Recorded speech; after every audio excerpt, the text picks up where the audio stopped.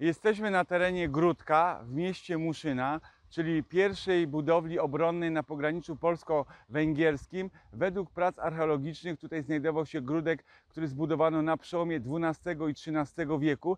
Najprawdopodobniej była to pierwsza budowla obronna, składająca się z dwóch warstw zewnętrznych palisady. Wewnątrz tutaj był gruz, ziemia, żeby to był gród obronny. Podczas prac archeologicznych znaleziono również fragmenty kamiennej wieży ostatecznej obrony i to był gródek, który dotrwał w tym miejscu do połowy XV wieku. O tym powiemy Państwu później. Na razie wchodzimy na teren świeżo odbudowanego Zamku Muszyńskiego przez most zwodzony, który kiedyś był przełożony nad sztucznie wykopaną fosą. Za moimi plecami Państwo widzicie zarysy Muszyńskiego Zamku, a my przechodzimy przez wspaniały most zwodzony. Proszę rzucić okiem w prawo, w lewo. Tam macie Państwo naturalnie wykopaną fosę, która przegradzała pasmo Koziejówki. A i dochodzimy, proszę Państwa, do miejsca zwanego Basztą. Proszę zobaczyć, tu mamy przypory zamku, ale żebyśmy mogli o tym zamku mówić, to proszę Państwa trochę historii. Otóż zamek ten został wybudowany najprawdopodobniej pod koniec XIV wieku, natomiast jest związany z akcją budowniczą króla Kazimierza Wielkiego, który tutaj prawdopodobnie wcześniej posadowił jakiś obronny gródek, znaczy wzmocnił ten gródek, o którym Państwu wspominałem. Historia Zamku Muszyńskiego jest nieodmiennie związana z pierwszą wzmianką dotyczącą Muszyny, czyli zapisu testamentalnego niejakiego Wysza z Niegowici, scholastyka krakowskiego, który w 1279 roku zapisał część swojego dziedzictwa na rzecz swojego krewniaka, biskupa Pawła z Przemankowa. Oczywiście był spór sądowy i dopiero w 1288 roku te ziemie stały się własnością biskupów krakowskich i archidiecezji krakowskiej. Prawdopodobnie w owym czasie, za wyjątkiem tego gródka, o którym Państwu wspominałem, nie było tu żadnej budowli obronnej i ten stan trwał mniej więcej do przełomu XIII i XIV wieku. Wtedy to postanowiono wybudować gródek obronny, znaczy w zasadzie zamek, na tym miejscu, do którego Państwa w tej chwili wprowadzam. Jesteśmy, drodzy Państwo, na terenie Zamku Muszyńskiego, który, tak jak wspominałem, jest przypisywany tradycyjnie akcji budowniczej Kazimierza Wielkiego. Może zaczniemy od wejścia do tak zwanej kamienicy. Tam zapoznamy się z materiałem archeologicznym, który został tutaj wykopany, żebyście sobie mogli Państwo uświadomić, jak to wyglądało, zanim zrekonstruowano ten zamek. Natomiast przy okazji będziemy rozmawiali o historii. Proszę Państwa, po 1288 roku te ziemie zostały utracone przez biskupów krakowskich, najprawdopodobniej wskutek buntu wójta Alberta w 1308 roku, do którego przyłączył się ówczesny krakowski biskup Jan Muskata. I proszę Państwa, od 1308 do 1391 roku te ziemie znajdowały się w gestii królów polskich. Proszę spojrzeć na te prace archeologiczne. Od takiego etapu, proszę Państwa, zaczynaliśmy. Tutaj są fragmenty odkopanych murów zewnętrznych zamku i poszczególne elementy, etapy odbudowy tego zamku. Tu jest akurat fragment odkopanego muru oraz przejścia, a tu mają Państwo kolejny etap, który został odtworzony między 2010 a 2012 rokiem.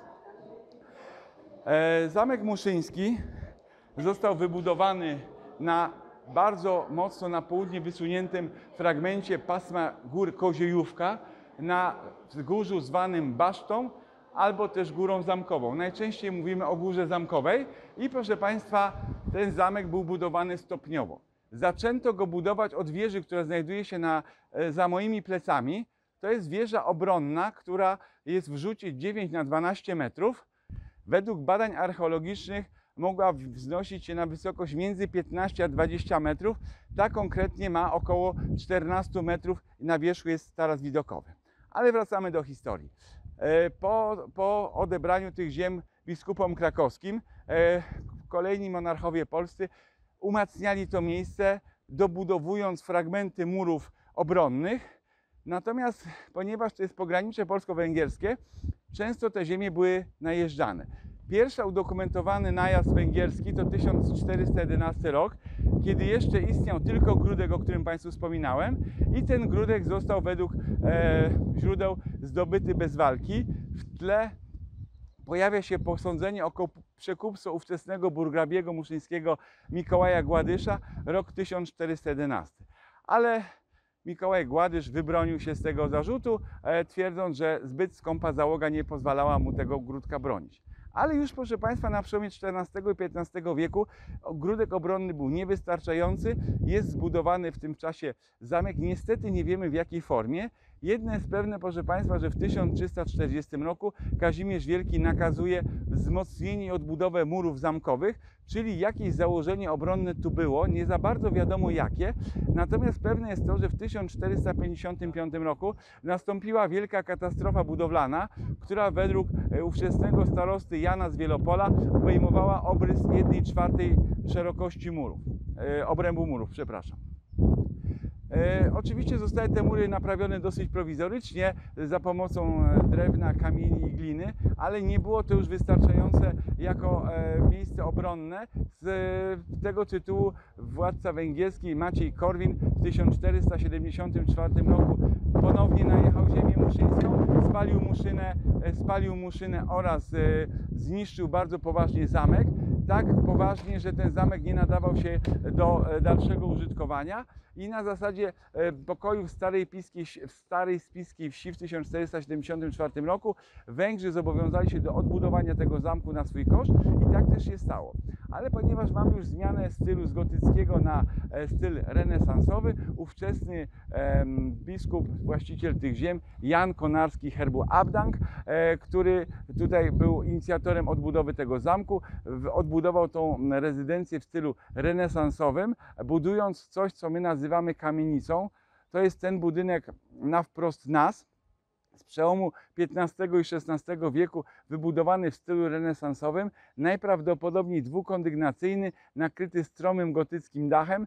Według badań archeologicznych na parterze znajdowały się 3 pomieszczenia o nieznanym przeznaczeniu, natomiast na piętrze prawdopodobnie prywatne komnaty biskupie.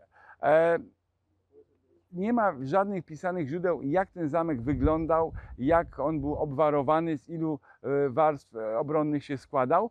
Natomiast pewne jest to, że podczas budowy tego zamku renesansowego ponownie wzmocniono mury. W zasadzie odbudowano te mury na nowo. Ale niestety zbyt długo się biskupi krakowscy nie cieszyli tym zamkiem odbudowanym, bo na przełomie XVI i XVII wieku wybucha tu ogromny pożar. Niestety nieznana jest data tego pożaru, który bardzo mocno uszkadza strukturę zamku. Oczywiście Państwo są świadomi, że tylko mury zewnętrzne były wykonane z ogniotrwałego materiału, jakim jest kamień, natomiast stropy, klatki schodowe, dachy oraz budynki, które tutaj się znajdowały na dziedzińcu, były wykonane z drewna, w związku z czym był to bardzo podatny na spalenie się materiał. I od tego momentu, proszę Państwa, zamek muszyński zaczyna się degradować. I przyroda pomaga temu, jak również mieszkańcy lokalni. Najpierw, proszę Państwa, na przełomie XVII i XVIII wieku obsuwa się część zamku razem z murami od strony południowo-zachodniej, to jest, proszę Państwa, od strony potoku Szczawniczek. Są na to dowody w postaci badań archeologicznych. Następnie, proszę Państwa, muszyńscy mieszczanie zaczynają korzystać z tego miejsca jako miejsca, z którego pozyskiwali materiał budowlany. Jeszcze stoi kilka budynków, które z tego materiału są wykonane na terenie Muszyny. A takiej totalnej destrukcji dokonali Austriacy, którzy podczas budowy kolei tarnowsko-leluchowskiej uruchomili tutaj kamieniołom na południowo-zachodniej stronie Góry Zamkowej i pozyskując kamienie dodatkowo naruszyli statykę budowli i znaczna część murów runęła.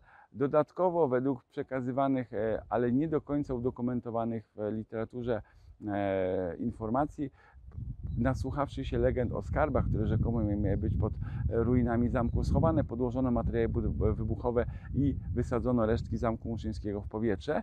I proszę Państwa, od tego momentu mówimy o ruinie.